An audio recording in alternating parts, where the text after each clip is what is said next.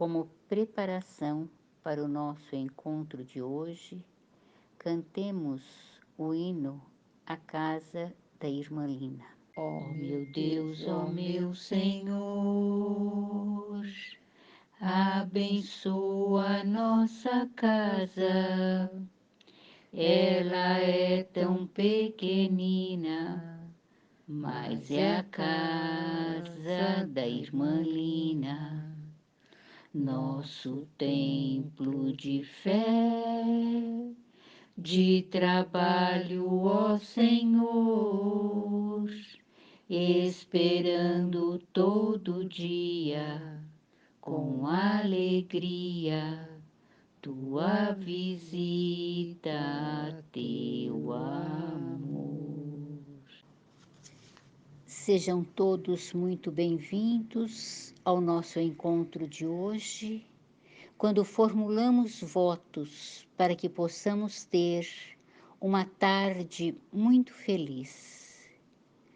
Pode transparecer para alguns ser de pequena importância estas reuniões muito simples, mas é uma nova oportunidade que se apresenta para clarear o nosso dever no entendimento do sentido especial dos ensinamentos transmitidos por Jesus. Pois o Senhor Jesus continua nos convidando à doçura, à humildade, ao respeito pelo próximo, à caridade sob todos os aspectos. São valorosos estes pequeninos momentos, acrescentam muito, requer o nosso desejo de aproveitamento. E como estamos em oração, a oração é o recurso mais valioso para aproximar a criatura do seu Criador. Rogamos ao nosso Pai, de infinita bondade e sabedoria, a Jesus, o meigo e doce Rabi da Galileia, e aos nossos queridos benfeitores que partilham desta pequenina casa da irmã Lina, para que as atividades prossigam nesta tarde, impregnadas de gratidão e paz. Que assim seja. O nosso evangelho de hoje é muito gratificante, como todos os que aqui têm se apresentado. Nosso expositor, um trabalhador da casa, e nós já estamos sentindo muitas saudades da sua presença, das suas elucidações acerca dos ensinamentos de Jesus e também da sua vivência natural, que nos exemplifica muito.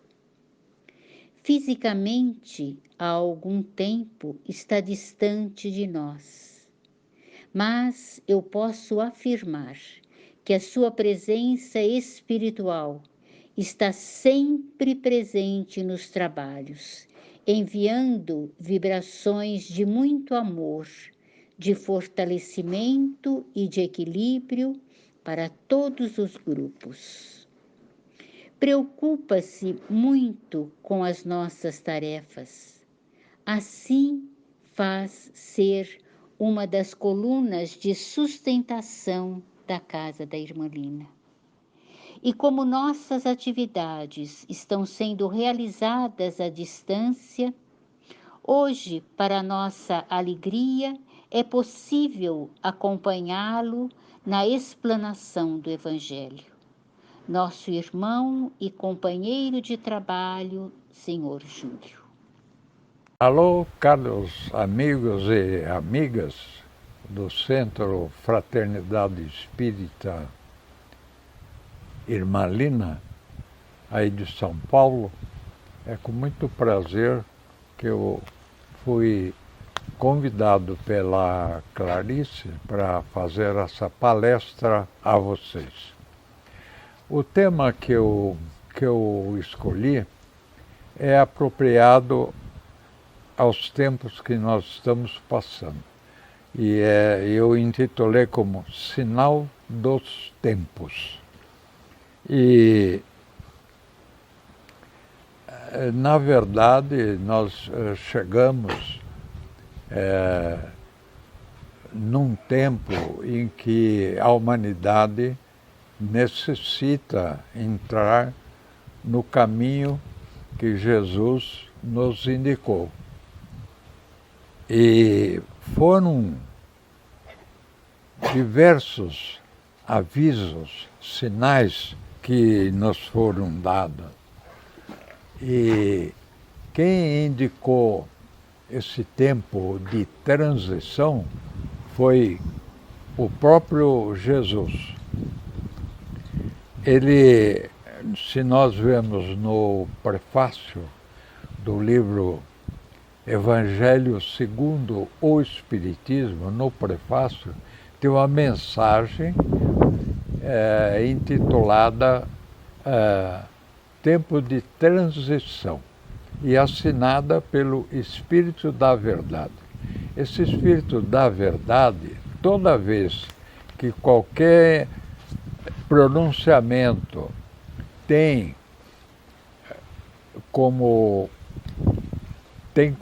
origem o Espírito da Verdade, segundo o livro dos Médios, no capítulo 9, é dito pelo Kardec que é uma mensagem direta de Jesus. E ele nos fala assim: são chegados os tempos em que todas as coisas devem ser restabelecidas em seu sentido verdadeiro, para dissipar as trevas, confundir os orgulhosos e glorificar os justos. É uma mensagem claríssima de que nós estamos atravessando um tempo de transição. É indispensável, nesse tempo, nós dominarmos os nossos instintos inferiores, que eles foram muito úteis no nosso passado, mas que agora, no tempo presente, após a nossa evolução espiritual, eles acabam nos prejudicando. E esses instintos inferiores que nós devemos abandonar ou dominar é o egoísmo, o orgulho, vaidade, justiça com as próprias mãos, abuso do poder, que é o que nós estamos vendo no mundo de hoje, e, por último, eu cito a preguiça, porque o homem é um eterno preguiçoso, ele tem preguiça. E, na verdade, nós somos quase iguais aos fariseus e saduceus no tempo que Jesus esteve entre nós na carne. Acontece que, pela bondade divina, vieram muitas pessoas de nível superior, que nós chamamos de avatares, para nos darem ensinamentos para o verdadeiro caminho da vida. Eles, eu cito alguns, antes de Cristo, nós vimos o Krishna lá na Índia, Lao Tse na China, Hermes Trismegisto no Egito, Zoroastro na Pérsia, e na Judéia nós vimos, o Moisés, Isaías, Elias, etc. Não bastasse isso, há 2000 anos atrás, veio o próprio Jesus, que viveu entre nós e não nos deixou nenhuma religião. A religião foi feita pelos homens, não foi indicada por Jesus. E ele viveu entre nós com um único objetivo, o objetivo de que nós pudéssemos aprender a viver como deuses. Nós podemos sim, basta um pouco de esforço e trabalho aí da nossa parte. E esses avatares, eles vieram nos mostrar que a única lei de Deus é a lei do amor. É a única. Todas as outras derivam da lei do amor. E as advertências que nos foram dadas que nós achamos difícil cumprir a lei do amor, o Pai, apesar de todos esses avatares que nos vieram dar, nos falar para cumprir a lei do Pai, que é a lei do amor, e como foi praticamente inútil, a humanidade ainda continua com aquela mesma maneira em que nós vimos em tempos passados, né? E então Deus permitiu que de uma maneira ostensiva os mortos falassem conosco. Eles sempre falaram, mas nunca de maneira tão ofensiva quanto nos anos 1800 e pouco, né? Nós vemos cito como exemplo, em Hydesville, nos Estados Unidos, as irmãs Fox. Lá na Inglaterra, o Sr. Holmes, que fazia levitações que apavoravam todos aqueles que estavam assistindo o seu espetáculo. E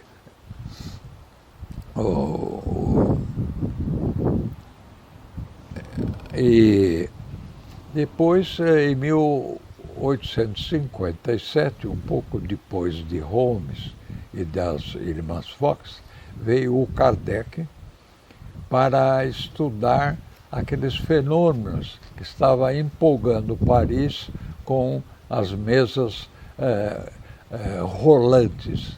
Era um capricho, era um passatempo da sociedade francesa assistir esses espetáculos em que um médium pousava a mão numa mesa e a mesa dançava, batia, se elevava o ar no espaço.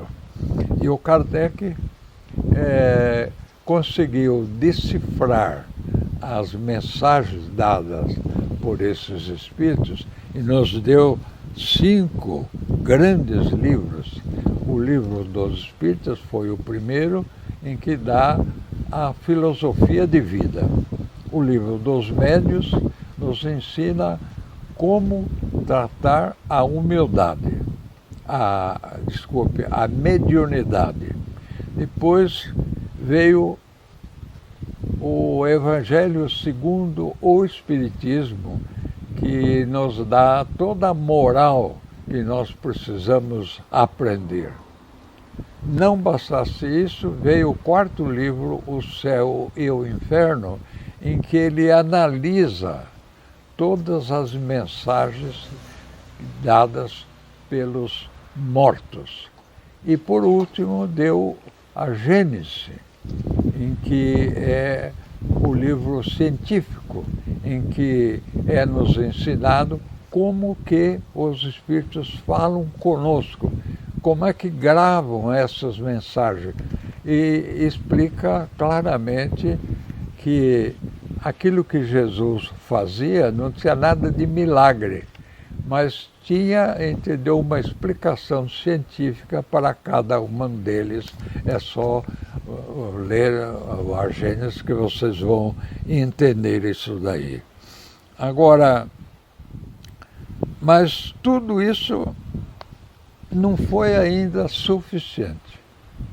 Então, mais uma vez, Deus, na sua eterna bondade, fez com que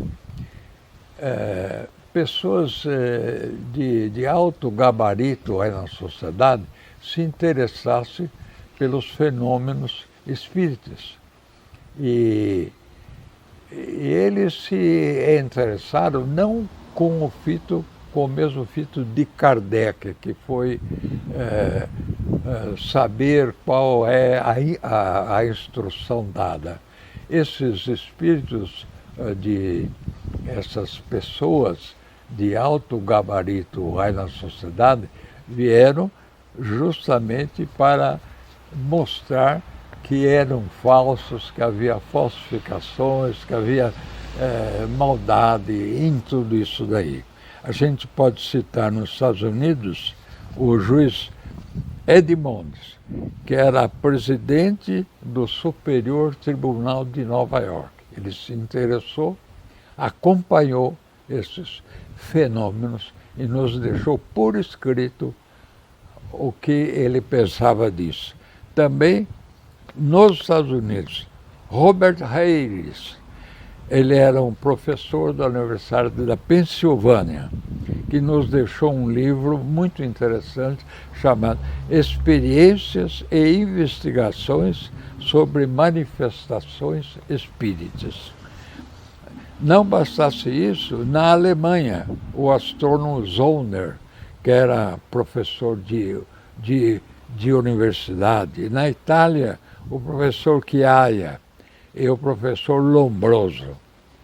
Na Inglaterra, veio o cientista William Crookes. E por ser de suma importância, eu vou dar o que ele escreveu, o que ele concluiu, que é mais ou menos o que os outros concluíram nos outros livros. Esse William Crookes foi um cientista britânico que descobriu o estado radiante da matéria, o quarto estado da matéria, que é a matéria radiante. Por isso que ele é famoso e o testemunho dele nos é bastante interessante. E ele nos deixou, eu vou dar a conclusão que ele teve no livro dele, Pesquisas em Fenômenos do Espiritismo, publicado no Brasil, em português, pela FEB, com o nome de Fatos Espíritas. A conclusão dele, que é igual a todos os outros, diz o seguinte: depois de observados as aparições de mãos e de formas que, não pertencendo a nenhum ente humano, pareciam vivas por sua ação e mobilidade. Essas mãos eram algumas vezes tocadas e seguradas pelos assistentes, convencidos de que elas não eram o resultado de uma impostura ou de uma ilusão. Quer dizer, mais claro que isso é praticamente impossível nós acreditarmos que as manifestações espíritas são verdadeiras, né? No Brasil, o espiritismo alcançou um relativo sucesso. Não é muito grande, porque os espíritas brasileiros ainda são em número muito pequeno, né? Mas nós tivemos grandes espíritas que nos deixaram grandes obras por escrito, que é Bezerra de Menezes, Francisco Xavier, Divaldo Franco, Né? E o, o grande o grande manifesto de André Luiz, que foi a encarnação daquele médico, o Carlos Chagas, ele nos deu interessantes notícias sobre a vida espiritual e os diversos estados da matéria no plano espiritual. E é interessante que apesar de tudo isso, o Herculano Pires, que foi um grande jornalista entre nós, né? Ele traduziu a Gênese do francês para o português. No prefácio, ele nos fala uma coisa interessante. Ele diz assim: precisamos acordar para essa desoladora verdade. O Espiritismo é ainda o grande desconhecido do mundo e até mesmo dos espíritas, que pensam havê-lo dominado completamente. Por isso, os espíritas dotados de humildade servem melhor à doutrina. É uma grande verdade, porque no meio espírita ainda a gente nota uma porção de incongruências, de vaidades, de orgulho, uma porção de coisa. A grande virtude que nós devemos aprender, a primeira delas que nós devemos aprender nesse momento de transição, é a humildade, como nos indicou o Herculano Pires. O que é humildade? Humildade é a virtude que nos dá o sentimento de nossa fraqueza e de nossa ignorância. Isso que é humildade. Jesus, no Sermão do Monte, que foi o primeiro sermão dele, ele coloca a verdade em primeiro plano. A primeira bem-aventurança de Jesus é sobre humildade. E ele diz: bem-aventurados os humildes, porque deles é o reino dos céus. Tem uma pequena história que eu desejo contar lá para vocês, como o ser humano não entende ainda os objetivos da encarnação. Essa história é sobre um grande sábio, um poeta.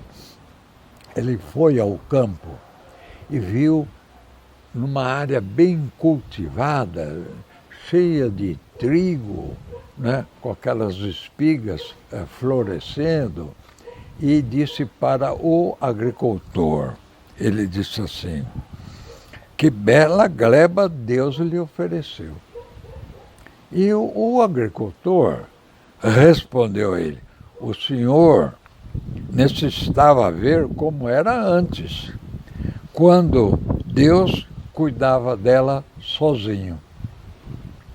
Isso mostra que Deus sempre ele espera de nós um trabalho. Nós não devemos esperar que Deus faça tudo. Entendeu? Essa história é muito, muito, muito interessante. E para esses tempos de transição, eu compilei aqui uns exemplos que o André Luiz nos dá no livro Meditações Diárias. Ele diz assim que ele nos indica 10 maneiras para a gente encontrar o reino de Deus, dos céus, e servir a Deus. Lembrando que o reino dos céus, para nós espíritos, não é um lugar determinado, não é um lugar, é um estado de alma. Céu é um estado de alma, em que nós estamos numa felicidade suprema. E nessas meditações diárias, a primeira delas, ele indica-se disciplinar os próprios instintos, disciplinar os próprios impulsos, que como nós estamos caminhando da animalidade inferior para a superior, nós ainda temos, entendeu, esses instintos inferiores que são predominantes. E, além do André Luiz, eu vou citar alguns grandes homens que passaram pela Terra, que falaram sobre a necessidade de dominar esses nossos impulsos. Buda nos diz, na Terra, onde existe luz, existe sombra. Então, é muito interessante nós verificarmos isso, que, na verdade, existe luz que Deus nos dá, os grandes espíritos nos dão, mas a maioria ainda está na sombra. E o Sócrates? Sócrates, coma para viver, não viva para comer. E acrescenta, a humanidade é feita de dois tipos de pessoas. As pessoas sábias, que sabem que são tolos. E as pessoas tolas e idiotas, que pensam que são sábias. Nós devemos, a segunda mensagem, a segunda indicação que André Luiz nos dá é trabalhar cada dia produzindo o melhor que pudermos. Trabalhar cada dia produzindo o melhor que pudermos. O Einstein, que todo mundo conhece, ele falou assim, o único modo de escapar da corrupção causada pelo sucesso é continuar a trabalhar. Olha que beleza, né? Que exemplo que o Einstein nos deu. E ele ainda comenta, as raízes do trabalho são amargas, mas os seus frutos são doces. O Sócrates também falou sobre o trabalhar e disse, empregue o seu tempo trabalhando para melhorar a si mesmo. Veja bem, o Sócrates viveu 400 ou 500 anos antes de Jesus e prega que nós devemos trabalhar para a nossa melhora. E ele acrescenta ainda, quem quiser mover o mundo, precisa mover primeiro a si mesmo. Aristóteles, também no tempo de Sócrates, fala assim, o prazer no trabalho aperfeiçoa a obra. É fazendo que se aprende a fazer aquilo que se deve aprender a fazer. E a alegria que se tem em pensar e aprender, faz-nos pensar e aprender ainda mais. Newton, o grande físico que viveu no final de 1500 e faleceu no início de 1600 e pouco, disse assim, é loucura acreditar que se conhecem todas as coisas. É sabedoria trabalhar e estudar sempre. Olha que grande verdade, né, que o Isaac Newton nos deu. Depois,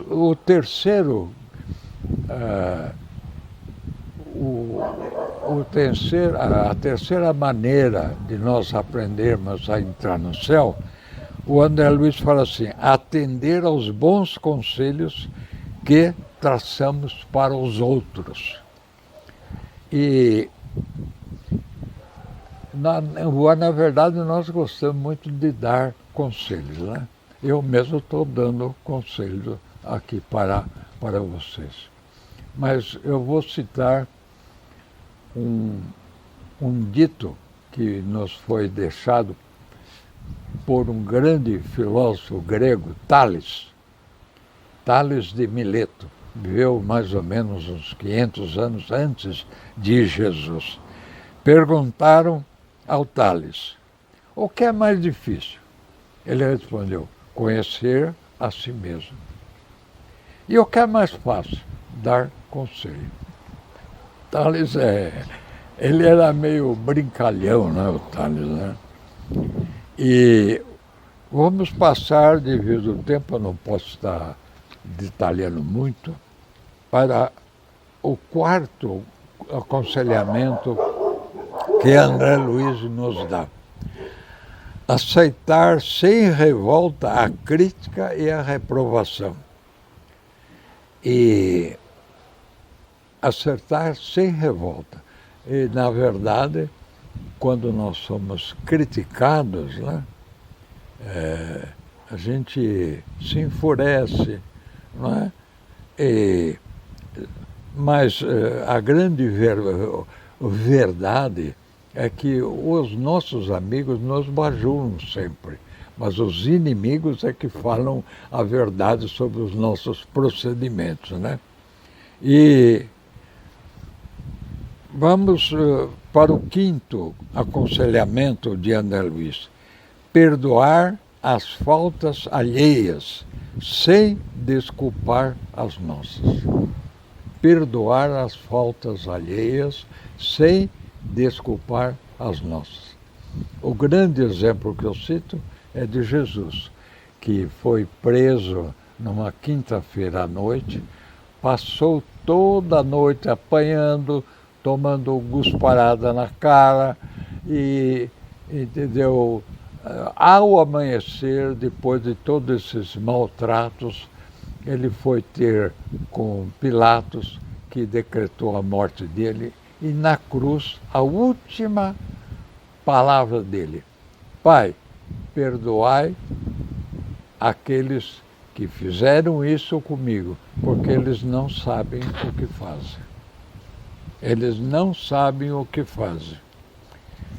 E vamos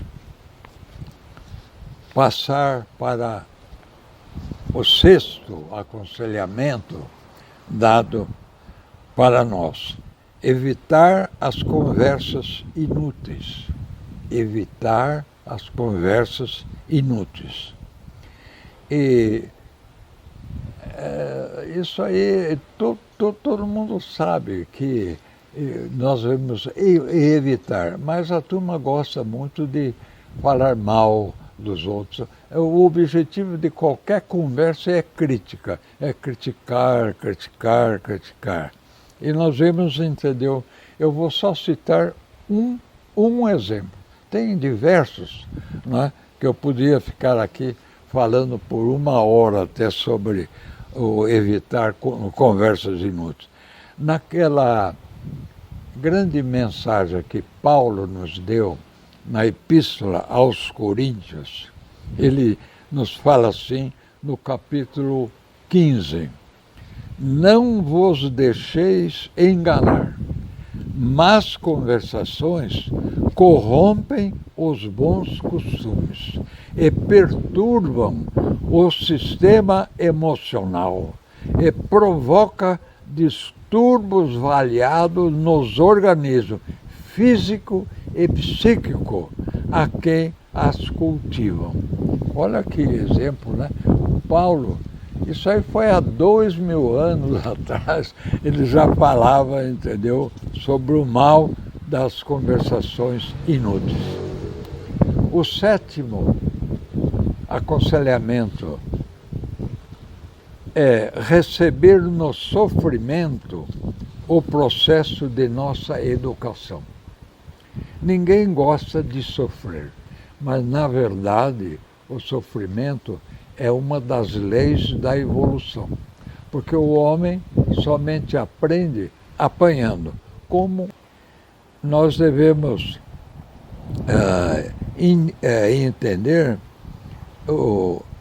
aquilo que Aristóteles nos falou também há muitos anos atrás. A natureza não faz nada em vão. No fundo de um buraco ou de um poço, pode acontecer descobrir-se as estrelas. Se as coisas não acontecem como desejamos, deveríamos desejá-las do modo que elas acontecem. Quer dizer, olha só, não falta aconselhamento de pessoas ilustres, de pessoas que têm o espírito avançado para que a humanidade aprenda a conhecer a si mesmo e trabalhar para dominar os seus instintos. O oitavo conselho: calar diante da ofensa, retribuindo o mal com o bem. Isso aí já foi discutido nos itens anteriores, mas eu vou citar só uma coisa. Aquilo que aconteceu com o Chico, que a mãe dele apareceu, que o Chico ele estava muito chateado com as críticas que ele havia recebido e tinha vontade de revidar. Então a mãe dele falou: Chico, coloque água na boca, mas não engula. Fique alguns minutos com ela e pense naquilo que você vai responder. Quer dizer, nos dando um aconselhamento para que a gente pense antes de retribuir qualquer ofensa que nos façam. O nono ensinamento é ajudar a todos sem exigir qualquer pagamento de gratidão. Nós queremos sempre fazer alguma coisa exigindo uma resposta de gratidão. E Jesus nos ensinou assim: vocês querem a gratidão dos homens ou querem a gratidão de Deus? Eu acho que é melhor esperar a gratidão de Deus. O último das lições é repetir as lições edificantes tantas vezes quantas se fizerem necessárias. Porque esses exemplos aí nos foram dados, a gente lê, fica lendo, mas nós devemos reler sempre esses aconselhamentos para gravar na nossa memória, no nosso subconsciente, essas verdades que são eternas, né? E nós não devemos nunca esquecer que água mole em pedra dura, tanto bate até que fura. E nós, para terminar, eu vou lembrar uma poesia que o Chico psicografou no livro Parnaso, de Além Túmulo, de uma poetisa carioca, a Carmen Sinira. Ela viveu mais ou menos em 1930 e faleceu moça ainda, com menos de 30 anos. Né? Ela nos fala de um diálogo entre o viajor e a fé. E diz assim: ela pergunta para o viajor: de onde vens, viajor triste e cansado? O viajor responde: venho da terra estéril, da ilusão. E o que você traz? A miséria do pecado, da alma ferida, coração morto. Ah, quem me dera a bênção da esperança, quem me dera o consolo à desventura.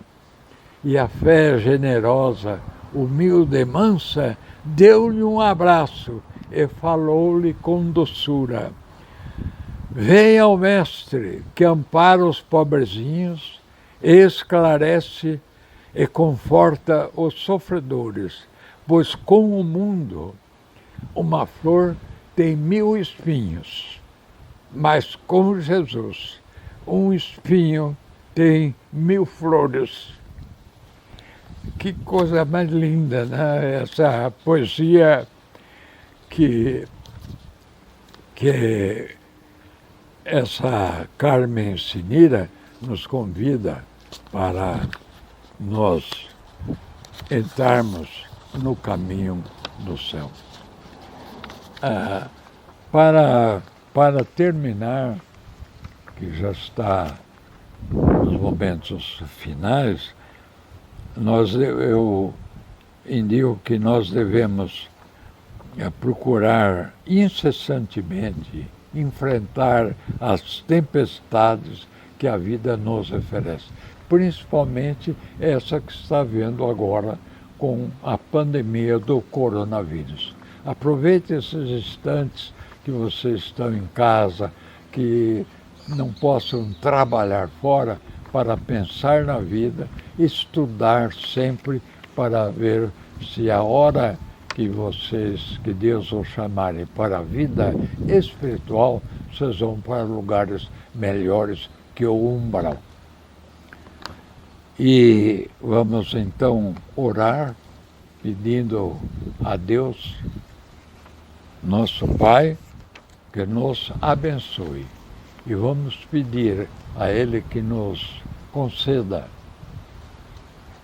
a graça de compreender o que Ele deseja de nós, seja como for, ou onde estivermos, a fim de que nós saibamos servir em seu nome e para que nós sejamos filhos dignos deste Pai que nos tem infinito amor, e que assim seja.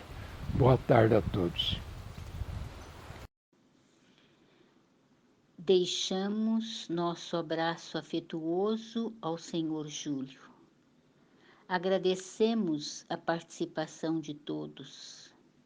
Expressamos nossa gratidão aos benfeitores celestes e dizemos a Jesus, Mestre Maior, obrigado por seu Evangelho de luz. Assim, encerramos o trabalho da tarde.